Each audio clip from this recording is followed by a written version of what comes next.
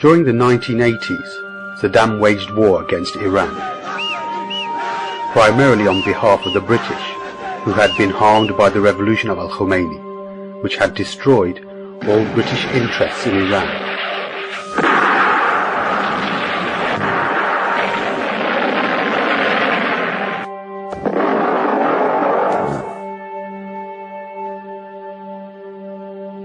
In 1990, Saddam turned his attention towards Kuwait. British aims were paramount. Firstly, to promote its agent Saddam as the strongman in the region, thereby strengthening Britain's position in the Middle East. Secondly, as a challenge to America's influence, particularly over oil in the Gulf. However, America used the Kuwaiti incident as an excuse to seize the Gulf entirely for itself, building military bases across the region and gaining control over its oil and the rulers, all under the cover of liberating Kuwait. I have today directed the Secretary of Defense to increase the size of U.S. forces committed to Desert Shield to ensure that the coalition has an adequate offensive military option should that be necessary to achieve our common goals. Britain therefore attempted to reach a solution through negotiation, but failed. This was the opportunity America had been waiting for, to become master of the Gulf.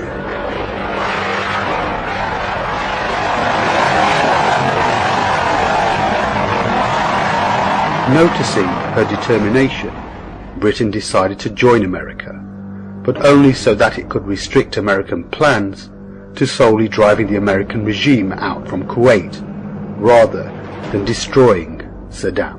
The United States and Great Britain stand shoulder to shoulder in our assessment. We believe that the situation in Iraq is very grave. Therefore, the war was intentionally announced only in terms of liberating Kuwait. The coalition will give Saddam Hussein until noon Saturday to do what he must do. Begin his immediate and unconditional withdrawal from Kuwait. Even though America was in a position to overthrow the regime of Saddam and take over Baghdad, she now had to keep her agreement with Britain, and Bush Sr. contacted General Schwarzkopf, who was at the time advancing towards Iraq, and ordered him to halt immediately. I do not want to push American forces beyond our mandate.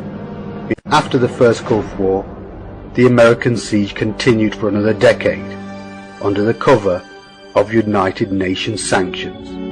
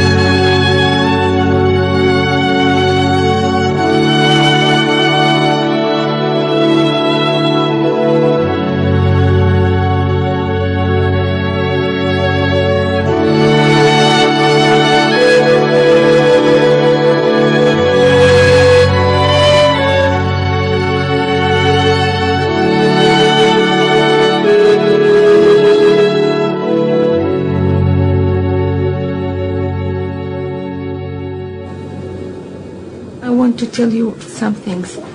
What crime the Iraqi children were done to receive this punishment? What crime? What crime? We have heard that 500,000 children have died. I mean, that's more children than died in Hiroshima. And you know, is the price worth it? I think this is a very hard choice, but we think the price is worth it.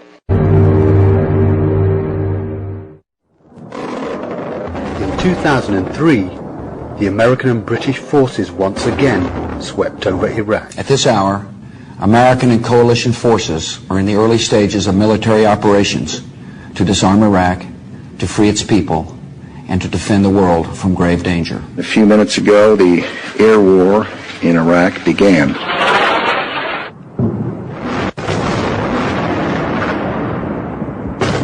Saddam was overthrown and Iraq occupied. Iraq had once again fell under direct colonization, except this time under American leadership and its first American ruler, Paul Bremer. Ladies and gentlemen, we got him. However, this war plan was only the first step in a huge project that was created before the current administration was even in power. A project that was designed in coordination with the military, the oil companies, and the right wing in America. It began with ideas for laying down foundations for a new American foreign policy in the 21st century, aimed at preserving its status of the leading nation by subjugating the entire world to American influence and preventing any state or nation from challenging its status, even if this meant unilateral military solutions without the approval of the UN.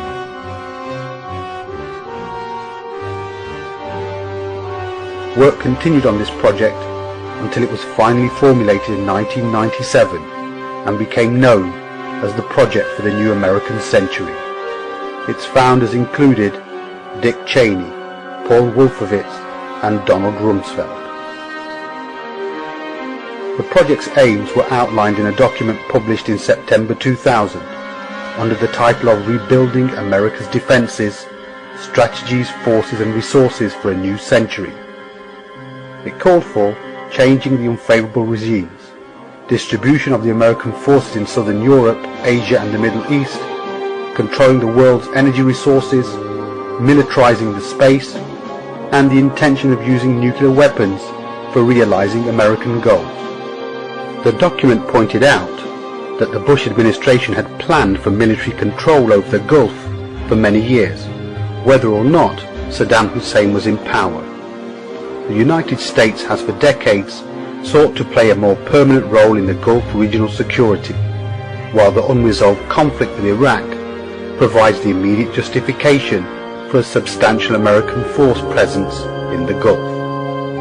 Therefore, the plan for attacking Iraq had already been hatched prior to the war. What remained were the circumstances for its implementation, that is, the president until 9/11. dragged me into a quiet room with a couple of other people, shut the door, and said, I want you to find whether Iraq did this. Now, he never said, make it up. But the entire conversation left me in absolutely no doubt that George Bush wanted me to come back with a report that said, Iraq did this. Rumsfeld said, when we talked about bombing the al-Qaeda infrastructure in Afghanistan, he said there were no good targets in Afghanistan. Let's bomb Iraq. And we said, but Iraq had nothing to do with this. And that didn't seem to make much difference.